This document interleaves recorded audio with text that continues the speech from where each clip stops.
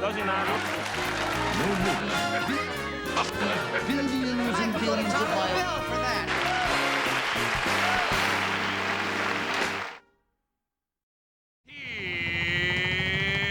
Here's Johnny.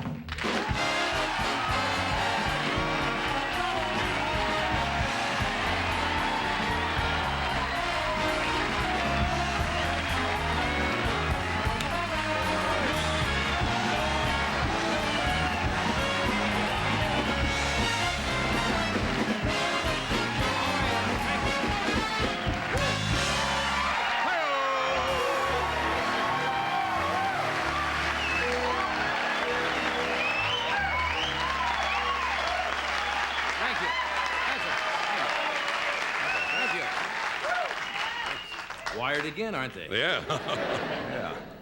You better count your blessings this Thanksgiving because Reagan has promised to cut your blessings by 50% next year. How many of you are on your way home and got caught in the traffic and just came in here to wait till it clears out there? It's kind of a stopover on the way home. Well, tomorrow's the big day, Thanksgiving, and President and Nancy Reagan, as you know, are at their ranch in Santa Barbara for Thanksgiving. And this morning, the president got out his axe, walked up to a turkey, and told it that its head was non-essential.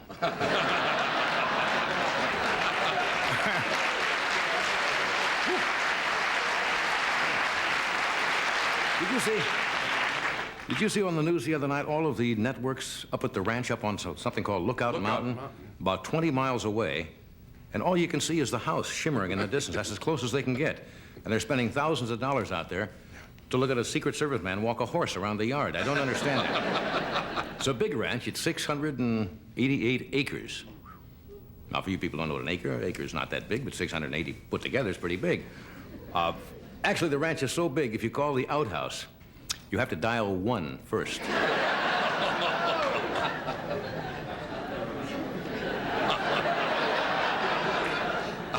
Just think, right at this moment, Nancy Reagan is in the back of the ranch house plucking a turkey, which she herself is going to cook tomorrow.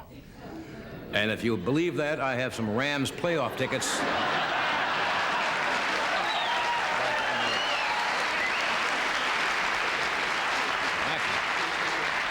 No, I don't think Nancy is fixing the home. Why should she? Actually, she came into Beverly Hills today, went to Rodeo Drive, and bought a Gucci butterball.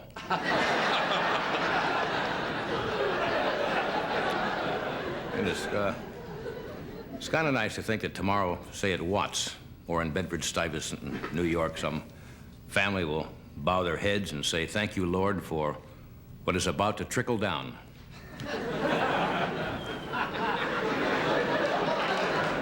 And it'll be just that solemn tomorrow when they say it.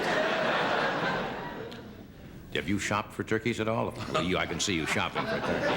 Why am I asking you, are you shopping for a turkey? I'm trying to make a blend into this joke, and I know you don't shop for turkey. I will if you want me to. Yes. How many of you actually went and shopped for turkey? They're having a turkey price war at the supermarkets. There's a surplus. Apparently, there's an overabundance of the birds.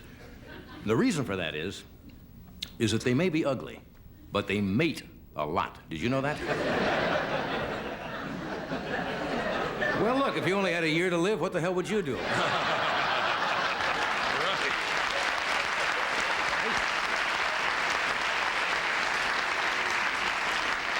Turkeys are ugly. Yeah. You know, when they mate, they close their eyes and think of a swan.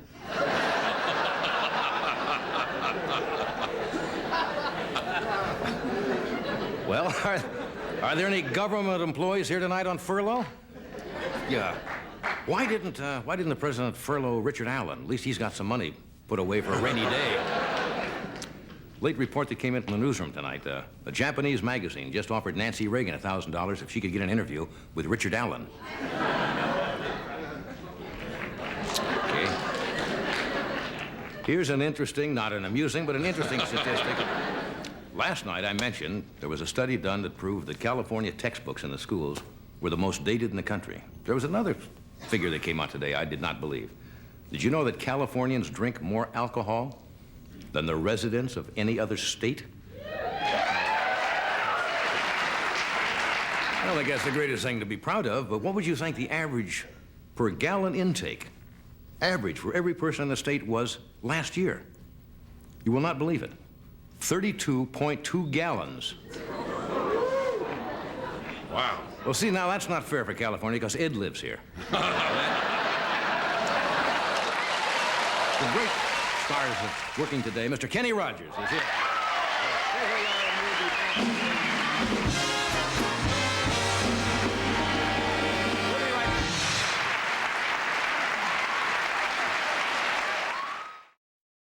Okay, we're back. We have Kenny Rogers here tonight and Louis and Bernice Eisenberg. Well, tomorrow is the, well, you leave tonight, don't you? Yes. Ed gets on a plane, catches what they call the red eye. Right. Goes to New York, and you'll be out, what time tomorrow morning on the streets of New York? I have a rehearsal at 6:30. In the morning? In the morning, yes. I'll be on the Today Show, I think, doing some pickups about between 7 and 9, but we start at 9. The parade starts at... It's delayed out here till 1 o'clock because of a football game, but the rest of the country will see it at 9 or 8 Central, as What's they the say. weather back there? Weather is cold, clear and cold. Do you have something, you have long... I'm bringing something to take the chill off in case there's a chance. I have... You're gonna take it intravenously tomorrow, huh? My thermal, underwear if I need them. But I think I will. It's 30. I bet you look adorable in thermal I do, underwear. yes. Have little feet in them, Yes, I suppose? Yes. Well, anyway, here's your turkey for that. I knew this would come in handy Sooner or later, right? We'll have this back here, and I don't know why. About this time of year, we hear from school teachers all over the country, and we've picked out some of these from 4 or 5 different schools, and they ask the children around this time to ask how they would prepare a turkey, what Thanksgiving means to them. One of the things was, how would you feel if you were a turkey? And some of these kids are kindergarten, some of them go up to 3rd and 4th and 5th grade, but these are all legitimate. This comes from Mrs. Gloria Johnson, Altamonte Springs, Florida. She says, I'm a teacher that enjoys teaching in Orlando. Many times my students do or say things so precious, I wish I could share them with you. We have a couple from, I think the premise of this one was, topic, how would you feel if you were a turkey? Now, what grade did she say? Well, by the handwriting, it's... Very young. Yeah, it's fairly, I suppose it's about 5th or 6th grade. Dwayne said, turkey talk. If I were a turkey, I would feel perky. If he had a gun, I would run. If they told me to count to 11, I'd say, I don't want to go to heaven. If you tried to cook me, I'd climb a high tree. So don't you see you can't cook me? Don't make a bet, because you haven't caught me yet. The end. Here's my favorite. Here's the one I love. Gary, G-R-I-N-E-R. I'm a turkey and I'm not feeling nice. You sliced me twice on Thanksgiving Day. I'd say, hey-oh. I don't want to lay down on a tray. If you split one of my hairs, I'll say that's not fair. Give me a break, eat chicken or steak. Give me a break. Enough of this.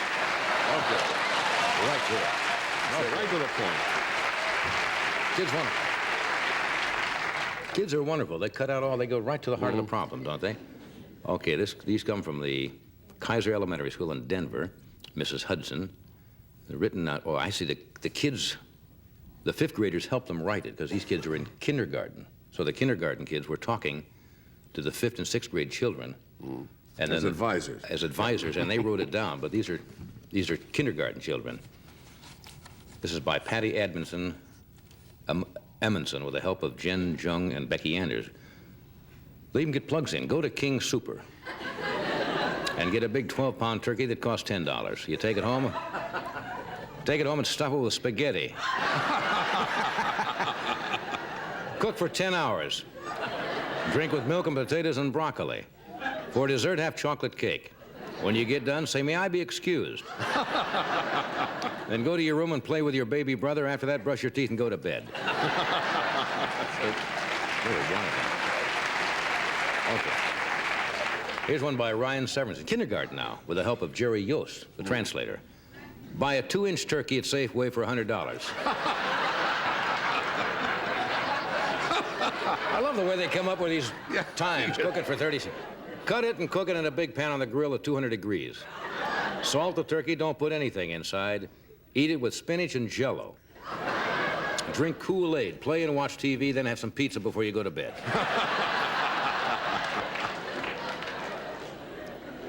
Here's by Tyler Coombe with the help of David Robertson. Bake 1 medium-sized turkey stuffed with lettuce at 200 degrees for 30 minutes. Drink Coke with the turkey, eat salad with Italian dressing, eat 1 medium-sized cookie, eat a light piece of pumpkin pie with a Twinkie in the middle.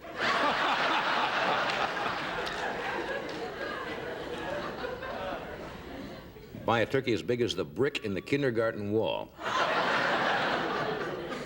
I'm giving you some relative size here.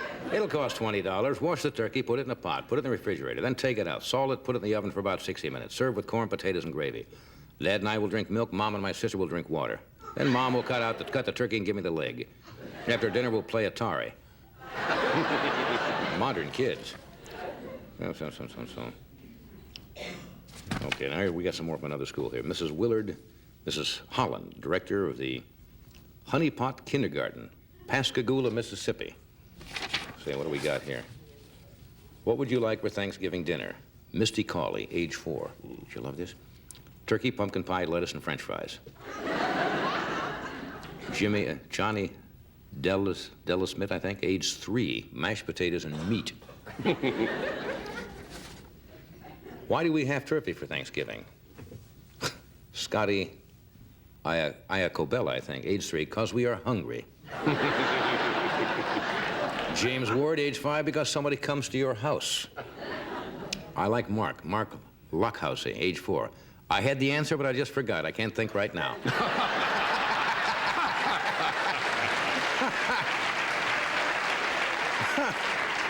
Jason Kemp, age 5, because it has 4 feet and it walks. Weird turkey. James Billingsley, age 3, because my daddy says so. That's why. What are you thankful for? Jason Kemp, my brother, dog, cat, for my hair. Mommy and Daddy. Shannon Poole, age 5. What is she thankful for? My dog that I haven't got. She's laying in a few tips there. Christmas is coming. Yeah. What did the Pilgrims and the Indians do on the first Thanksgiving? These are kindergarten kids. They went hunting and fishing and chased chickens. Tiffany Bennett says they played duck, duck, goose.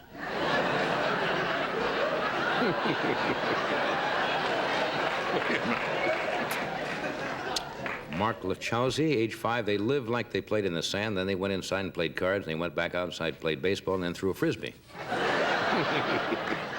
They played bingo and went swimming. Now, here's a kid who's been brought up in this age. Ben Seggert, age 5. Watch football games on TV. What else? Misty Cawley, age 4. They put on turkey suits. Here's Scotty Isabella again, age 3. I don't have time for that stuff. All right.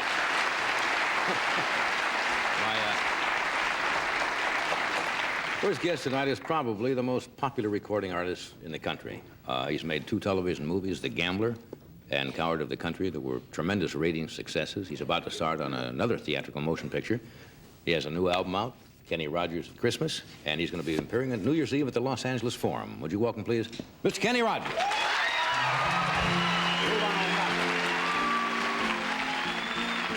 Let's go out in a blaze of glory. All good things must end, like 2 heroes in a story. Let's go out like we came in a blaze of glory. Here we are, broken-hearted. We thought our love would never end. Now we fell hard when we first started. We're falling out like we fell in. So let's go out in a blaze of glory. All good things must end, like two heroes in a story. Let's go out like we came in a blaze of glory.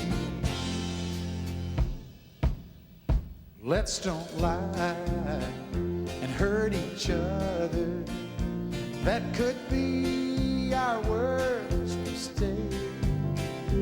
Once again, let's act like lovers. One more time for old time's sake. So let's go out in a blaze of glory. All good things must end, like two heroes in a story. Let's go out like we came in a blaze of glory. Here we go. Let's go out in a blaze of glory. All good things must end, like two heroes in a story. Let's go out like we came in a blaze of glory.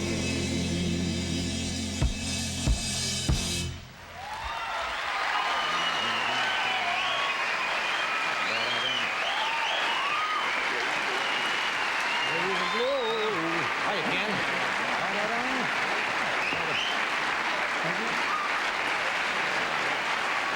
How you doing, my friend?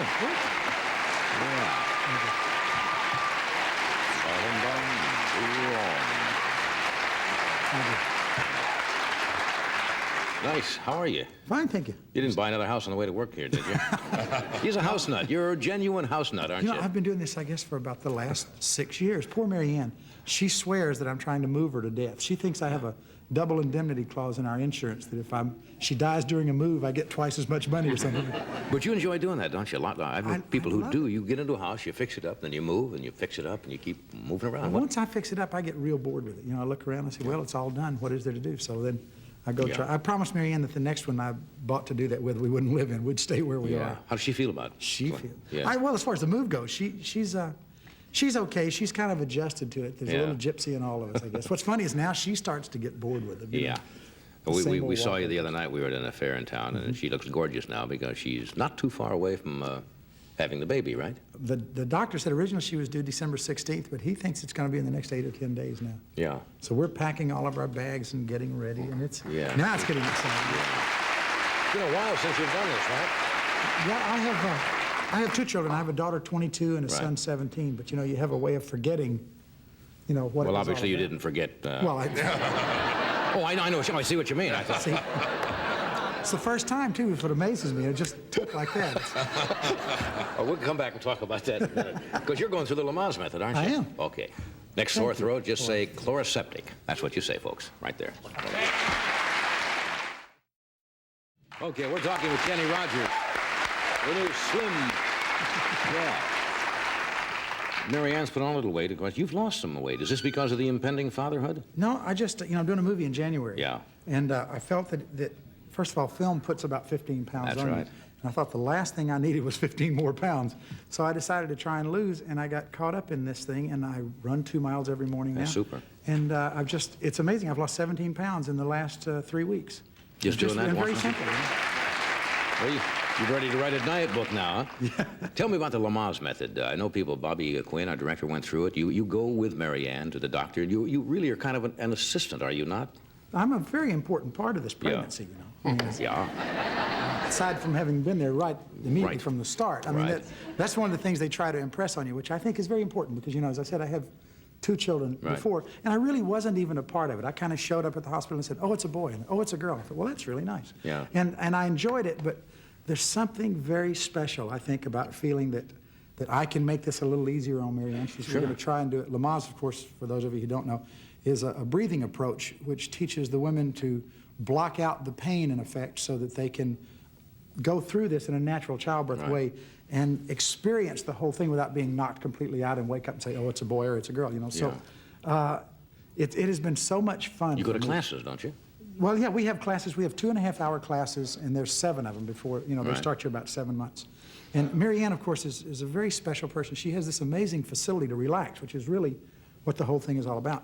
And we were there, and I was teaching her this thing, and I have a little stopwatch, and I feel very official, you know. I come in with a little cap on like an umpire, you know. Well, and so I'm talking to her, and I'm saying, okay, now take a deep breath and relax.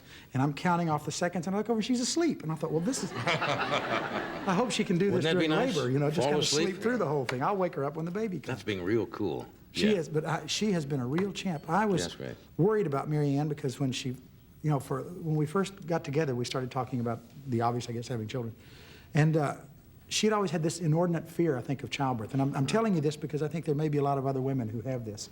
But once she got pregnant, she has been an absolute champ, and she has been so excited about this. And there's a whole transformation in her now about this incredible miracle that's going to take place. Well, she's a great gal, too. She's a great gal. She's very special. You haven't changed a diaper for, what, about 21 years? Well, I have a son that I changed on 17 years ago, you know, and things don't, plumbing changes from time to time, but it's... Nowadays, you just snap it in. It's all Velcro or something. I hope so. My children are still screaming from the safety pins, and they're well into their late 20s, and, you know, because now you just little tabs on this. You know, we know that this is going to be a boy. Mary Ann had the amniocentesis, so we know it's going to be a little boy. And the thing I remember about little boys is you have to be real careful. That's right. Young. Change them from the side like this. It's amazing. It's kind of like they wait on you. You know, like, here he comes. I'll get him. They'll even take a little of it themselves, you know, to get to you. You know, we were talking about you upstairs before the show, and the last, what, 7 or 8 years when it really broke so wide open for you has just been incredible, hasn't it? You know, I can't explain it. It's one of those things that you can plan and plan and plan, and yet you can't really... I think we all set these incredible goals for ourselves, thinking we'll never make it, but as long as we set goals, we'll get somewhere. And then when it happens, you have to sit back and say, wait a minute, this wasn't supposed to happen to me, you know? But it's one of the things that I think is the most phenomenal. This country and in this business is probably about the only place something like this could really happen. And I think it says a lot for this country to be able to do that. I mean, you were talking about Thanksgiving earlier. I came from a very poor family, and the first Thanksgiving I actually remember, I guess I must have been about 5 years old, and I had gone to school very much in the situation where the teachers were saying, well, write what Thanksgiving's going to be, and I was saying, what's Thanksgiving? I don't know, you know. So I came home and I told my mother that everyone said that we were supposed to have turkeys on Thanksgiving. We were a very poor family. And I said, you know, we're supposed to have the cranberry sauce and the turkeys and this, that, and the other. And my poor mother, bless her heart, went out and bought, because there were 8 kids, she bought 4 chickens and stuffed chickens because we couldn't afford turkeys, you know. And she tried to con me into thinking that's a turkey, huh? What kind of mother is that? But that's nice. She froze a jar of grape jelly and told me it was cranberry. This is true, I'm telling you. She tried to convince me that it was cranberry sauce so I would have a nice Thanksgiving. But That's I thought great. it was very nice. That's right. Well, I'm so happy with your success. You wear it well. Thank and I you. can't think of anybody who deserves it more than you do. That's very nice. I enjoy it. I mean, What do you like out there?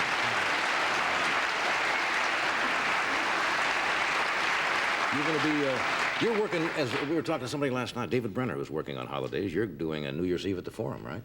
Yeah, I was not going to work during this period, and they called and asked if I would do this. We're working with Loretta Lynn and 3 of my favorite people, the Gatlin brothers, from Coward to the Gatlin. No, Larry Gatlin and his brothers, who are very good friends of mine. And this is the first chance the 3 of us have had to work together, so we're going to do a spectacular... Should be a great night. It should be really fun at the Forum. So. What a great lineup. You've got a new album out. Christmas album. You going to do one of the numbers for us? Yeah, this could very well. I could get in the Guinness Book of Records for doing the earliest Christmas song this year. You know? Why not? But if you think they're tough to do now, you should record these in July. That's really tough. Let's kick off the Christmas season here anyway.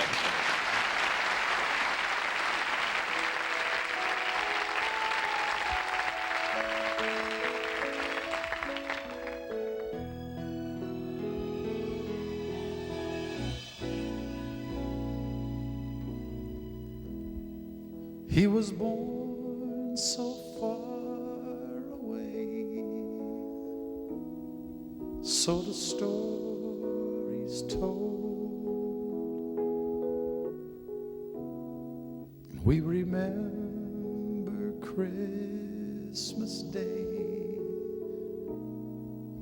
when winter days grow cold, with the time it passes by, we put away the trim. Then we live and wonder why we can't remember him. The Christmas star shines once a year, and then it fades away. Keep the spirit in your heart, and it's Christmas every day. It's not the bells, and it's not the snow, and it's not the gifts we get, but he was born so long ago, it's easy to forget. Peace on earth, goodwill to men, but men can't go alone.